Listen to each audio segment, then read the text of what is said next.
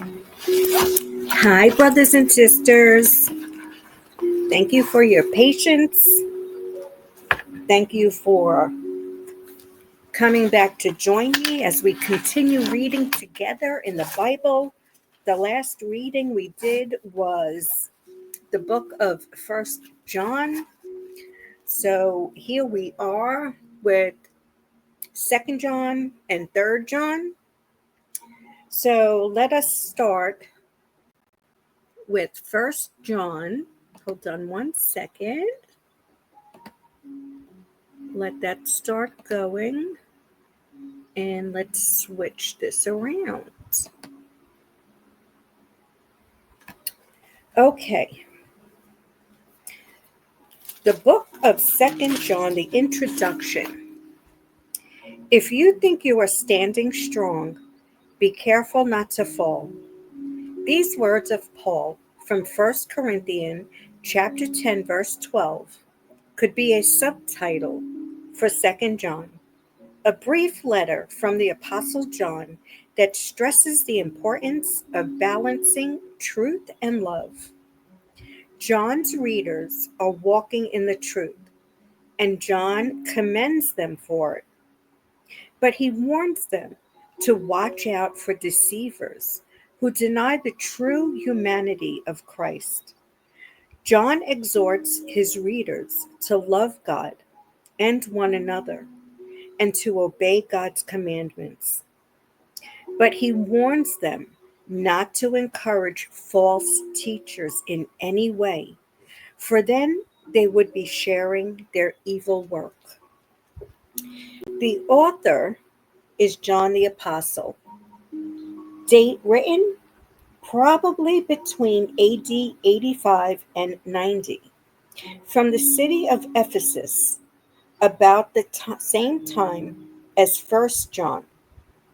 The purpose: to emphasize truth and love among believers and to warn us against false teachers. The theme is truth, love, and false teachers. The title of this reading is Fellowship with Enemies. And here is our overview. John's first letter was written to a group of believers in danger of following false teachers.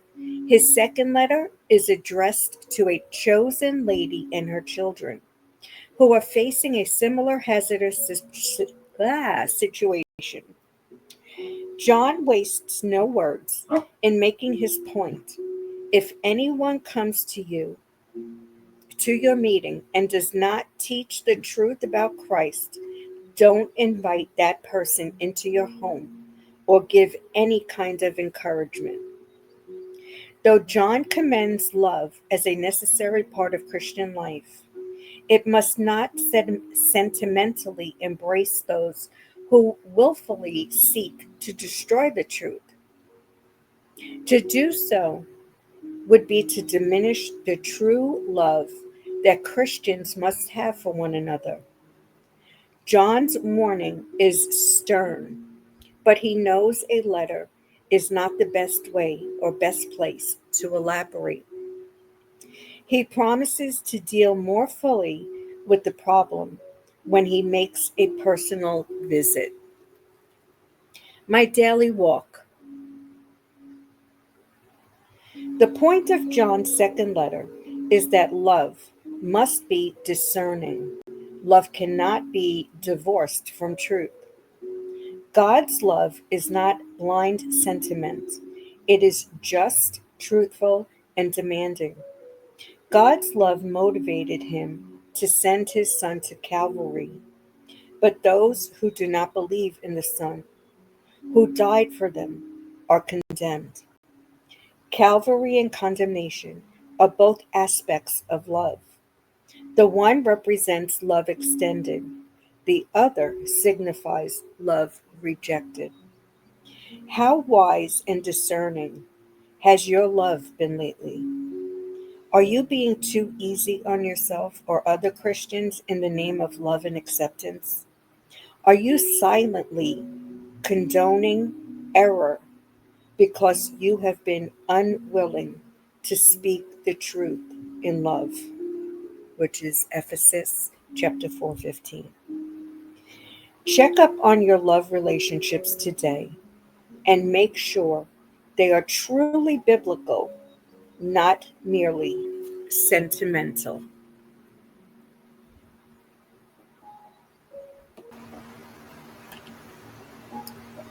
That is pretty powerful because a lot of times we don't want to ruffle feathers with our loved ones. So we kind of make up excuses in our head that we don't want to muddy the waters. But if we don't explain the truth, we are creating a disservice to our loved ones. And that is the opposite of showing our love. It's a difficult path to walk. 2 John chapter 1. Greetings. This letter is from John the elder. I am writing to the chosen lady and to her children, whom I love in the truth, as does everyone else who knows the truth, because the truth lives in us and will be with us forever. Live in the truth. How happy I was to meet some of your children and find them living according to the truth, just as the Father commanded. I am writing to remind you, dear friends, that we should love one another. This is not a new commandment, but one we have had from the beginning. Love means doing what God has commanded us to do, and He has commanded us to love one another, just as you heard from in the beginning. I say this because many deceivers have gone out into the world. They deny that Jesus Christ came in a real body. Such a person is a deceiver and an antichrist. Watch out that you do not lose what we have worked so hard to achieve. Be diligent so that you receive your full reward. Anyone who wanders away from this teaching has no relationship with God, but anyone who remains in the teaching of Christ has a relationship with both the Father and the Son. If anyone comes to your meeting and does not teach the truth about Christ, don't invite that person into your home or give any kind of encouragement. Anyone who encourages such people becomes a partner in their evil work. Conclusion. I have much more to say to you, but I don't want to do it with paper and ink, for I hope to visit you soon and talk with you face to face. Then our joy will be complete. Greetings from the children of your sister, chosen by God.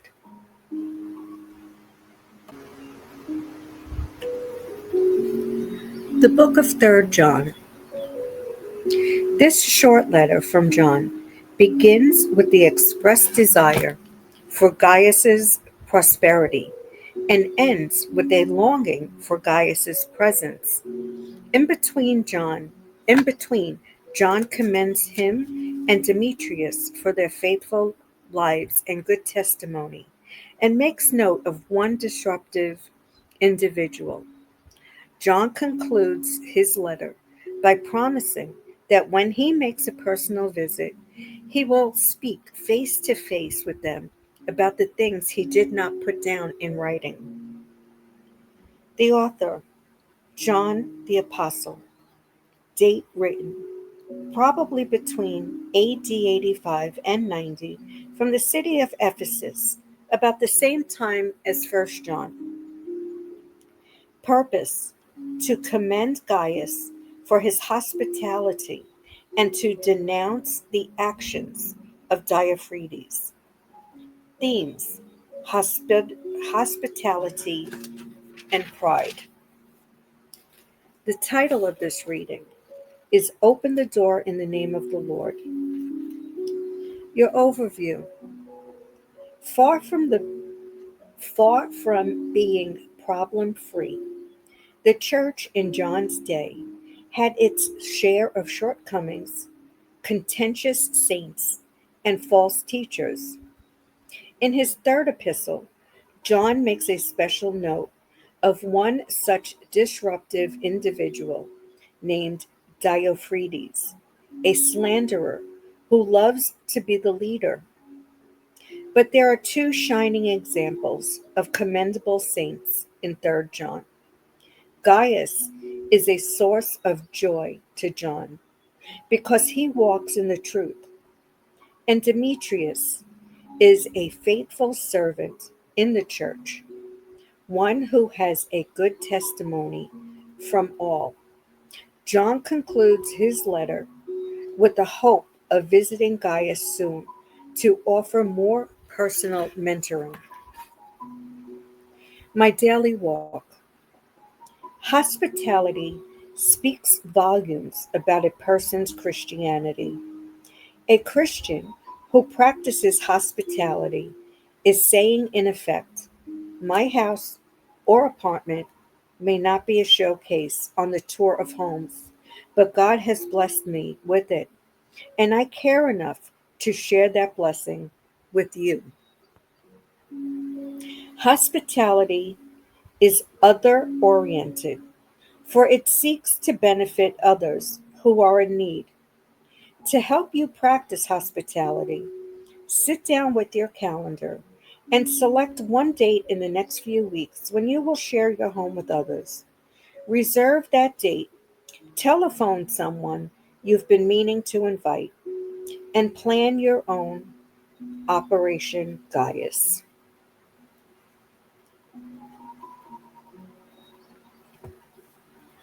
The book of 3rd John, chapter 1. Greetings. This letter is from John, the elder. I am writing to Gaius, my friend, whom I love in the truth. Dear friend, I hope all is well with you, and that you are as healthy in body as you are strong in spirit. Some of the traveling teachers recently returned and made me very happy by telling me about your faithfulness and that you are living according to the truth. I could have no greater joy than to hear that my children are following the truth.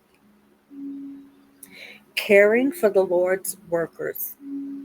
Dear friend, you are being faithful to God when you care for traveling teachers who pass through, even though they are strangers to you. They have told the church here of your loving friendship.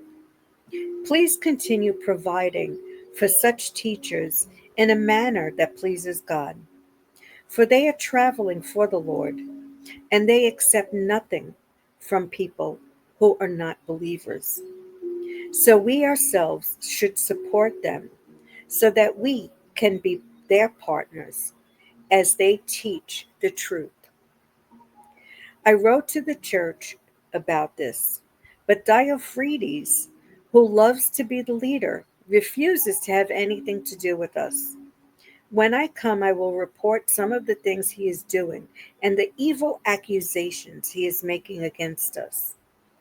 Not only does he refuse to welcome the traveling teachers, he also tells others not to help them. And when they do help, he puts them out of the church.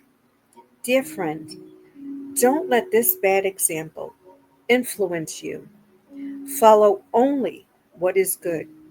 Remember that those who do good prove that they are God's children, and those who do evil prove that they do not know God. Everyone speaks highly of Demetrius, as does the truth itself.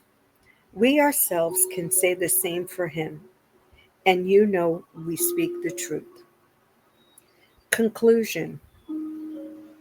I have much more to say, but I don't want to write it with pen and ink, for I hope to see you soon, and then we will talk face to face. Peace be with you. Your friends here send you their greetings.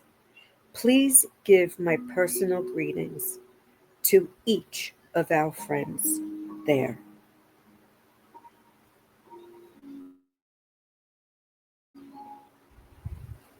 So, brothers and sisters,